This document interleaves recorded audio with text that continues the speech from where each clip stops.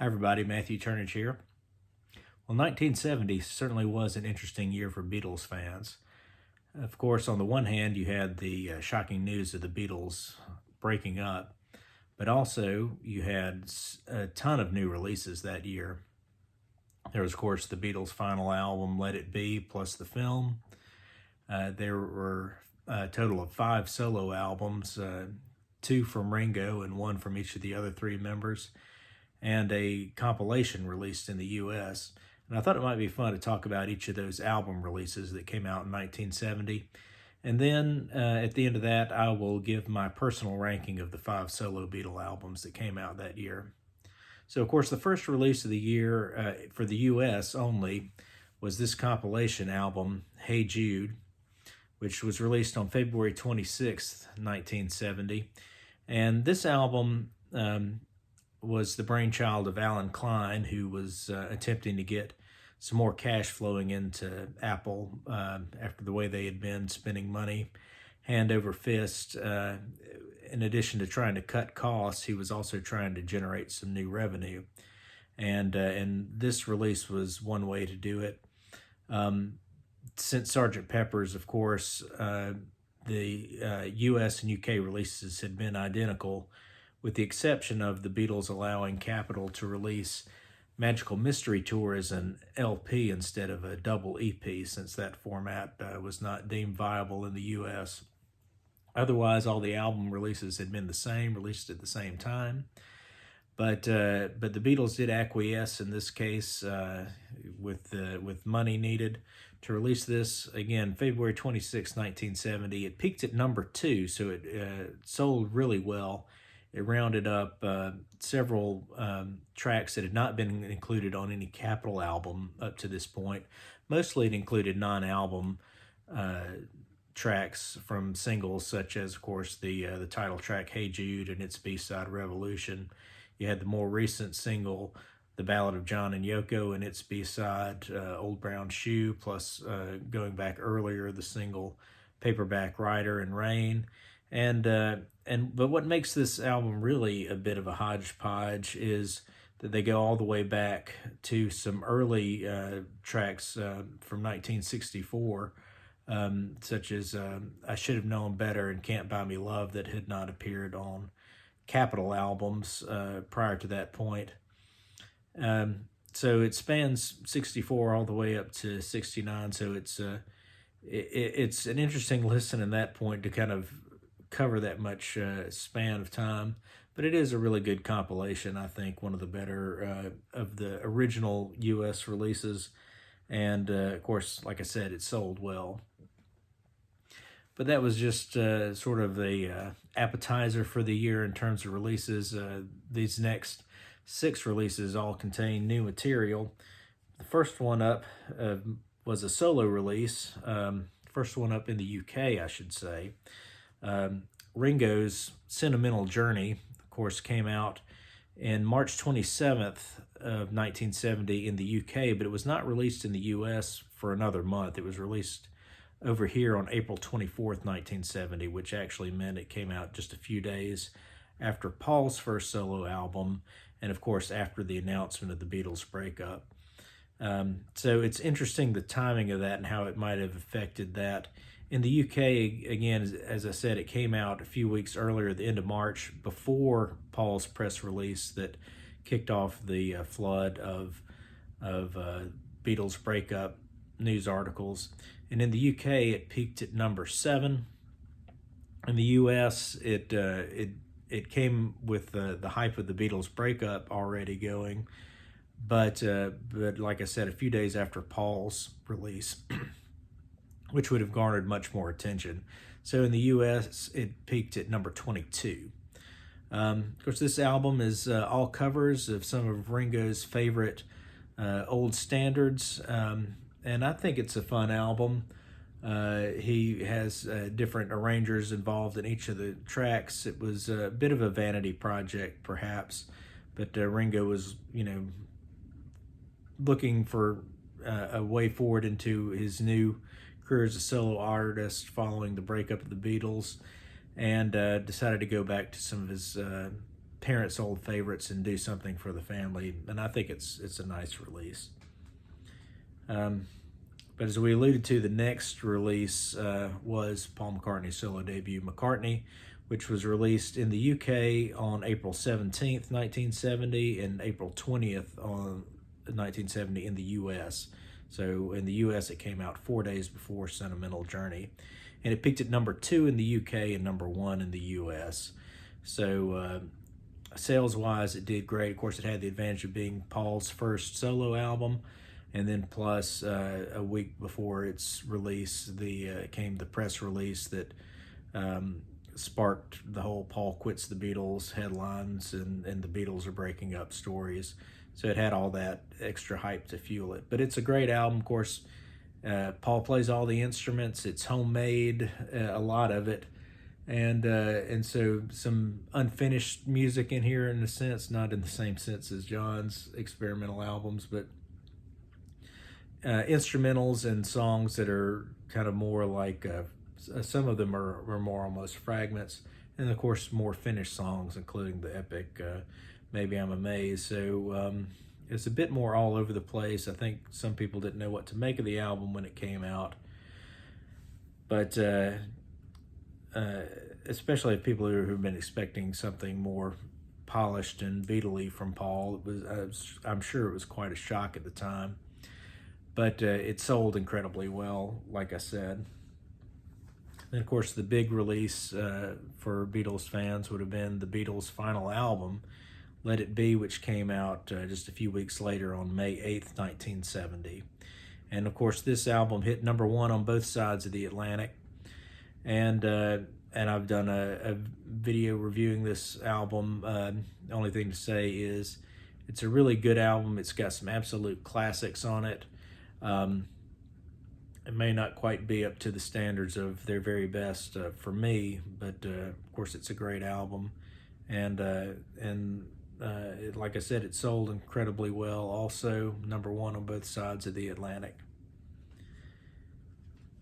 So with the film also being released at that time, then we get the reality of the Beatles breakup settling in. I think for the fans at that period as they kind of get used to the idea.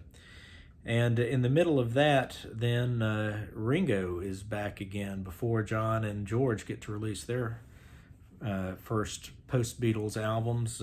Ringo comes up with his second, Bukus of Blues. And of course, what's interesting about this one, an album of all country songs, but not covers. They were all songs written by Nashville songwriters specifically for Ringo for this project. And of course, this album was recorded very quickly. Ringo went in June of 70 over to Nashville. They knocked this album out in 3 days with a bunch of seasoned studio pros and came up with some really good results. Ringo, we know from previous recordings with the Beatles, including, of course, Act Naturally and What Goes On, that he's well suited to a country style of singing. And this album turned out great. Unfortunately, I don't know if people felt burned by Sentimental Journey or what, but it just did not perform nearly as well in the charts. This was released September 25th, 1970 in the UK, September 28th in the US. It hit number 65 in the US album chart, so down quite a bit from Sentimental Journey's peak of number 22 over here, and did not chart at all in the UK, whereas Sentimental Journey had been number 7. Of course, the one that really was the sales juggernaut of just the solo albums for that year was the next one up, and that was George's triple album, All Things Must Pass. Now, All Things Must Pass was released November 27th, 1970 in the US, November 30th, 1970 in the UK, and topped the charts on both sides of the Atlantic for weeks on end. It was a huge seller. People really responded to George, and the size of the package as a triple album did not deter buyers one bit.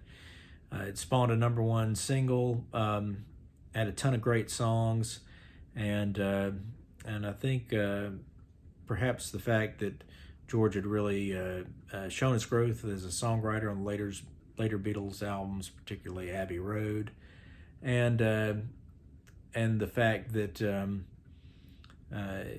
he was able to sort of emerge from the Beatles and really have his own unique voice, I think really helped. Gave him a lot of positive attention, and people really responded well to him and to this album at this time. And then the final release of the year, of course, was John's album Plastic Ono Band, which was released on December the 11th, 1970 in both the US and UK. UK, it peaked at #8, US at #6.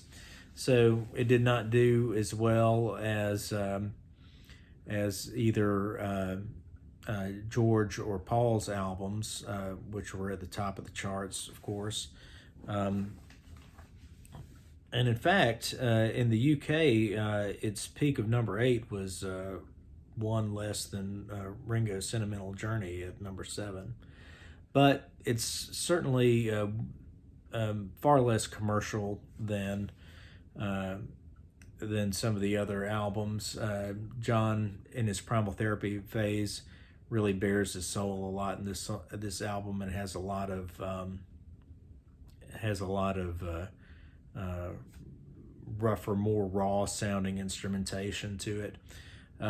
So I think John did not anticipate that this would be as commercial a release as the others. I think he knew that it would not be commercial on that same level. Although I can imagine he probably still was a little disappointed in the chart placing, but still, top 10, of course, is a great showing, and it's a great album. People consistently will point to this as one of his very best. Now, another thing to mention real quickly is how busy Ringo was this year. Not only did he release 2 studio albums of his own, but of course he plays all over both George and John's albums. So Ringo was keeping busy in the aftermath of the Beatles breakup. So those are the albums. Just a few very brief thoughts on all of them. How would I rank the 5 solo Beatles albums we got during the year? Well, #5 is going to be Sentimental Journey. I like this album quite a bit. In terms of Beatles covering old standards, I prefer this to Paul's Kisses on the Bottom. I think Ringo does a great job with it. He's got great musicians. It sounds great. Of course, produced by George Martin. He sings well. He chose the songs well for his voice, I think. But it's the sort of album that I kind of have to be in a particular mood to listen to. When I'm in that mood, I love it. And when I'm not in the mood, I'm just not going to pick it up as often. So it's a good album, but it's got strong competition for 1970 solo Beatles albums, so it's my #5. All right. #4, unfortunately, is going to be Ringo again with Bukusa Blues. Now, this album I really like quite a bit more than Sentimental Journey, even though I like it as well. But Ringo really should have done more country albums in this vein. It is great. He's got great backing musicians here with him, and there's a ton of killer tracks on here. Just to mention one that's a particular favorite, $15 Draw. If you're not familiar with this album, at least give that track a listen. It's really good stuff. So that's my #4. And the competition is really tough here. These top 3 are all-time classics, all of them. But #3, I'm going to go with Plastic Ono Band. And the only thing that kind of holds this one down is because this album is so raw and primal in it, it's also an album that I have to be in a particular mood to really get into and listen and enjoy. It's not one I'm going to go to as often, and part of how I have to rate these for my own personal self is how often I'm going to listen to them. So that pulls it down below the top 2, but still, it is great. It is one of John's all-time best, and an amazing album. #2 for me, this gets hard, but I have to put it number 2. I have to put All Things Must Pass. And the reason why is it is a triple album. The final 2 sides, the Apple Jam, are fine. I don't dislike it, but it's not anything special really. In fact, in terms of jamming, if you get this CD version of Bukus of Blues, it has a jam at the end of it called Nashville Jam, which I would take this jam over anything on the Apple Jam, personally. And the other thing against it, even the 4 sides of the album proper, for me, side 4 gets a little hit and miss. It's got my least favorite on the album, and a song that I don't particularly like that much, I Dig Love.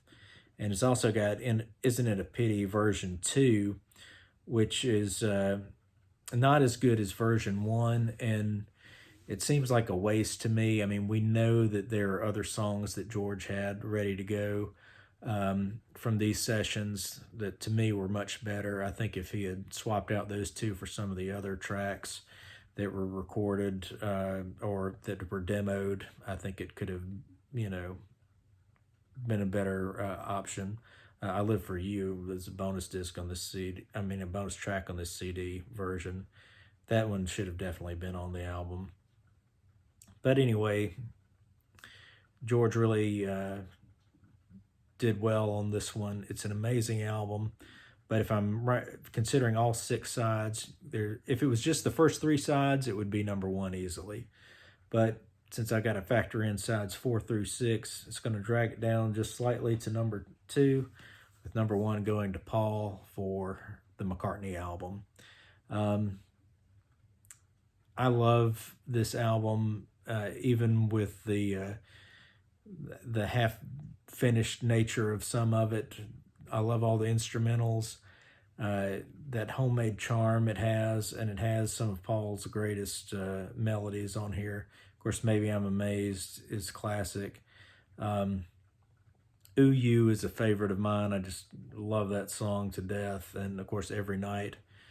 It's a real winner for me. I love this album. So McCartney number 1 of the Solo Beatles for 1970 for me. I'm sure most people would have All Things Must Pass number 1, but that's just the way I feel about it.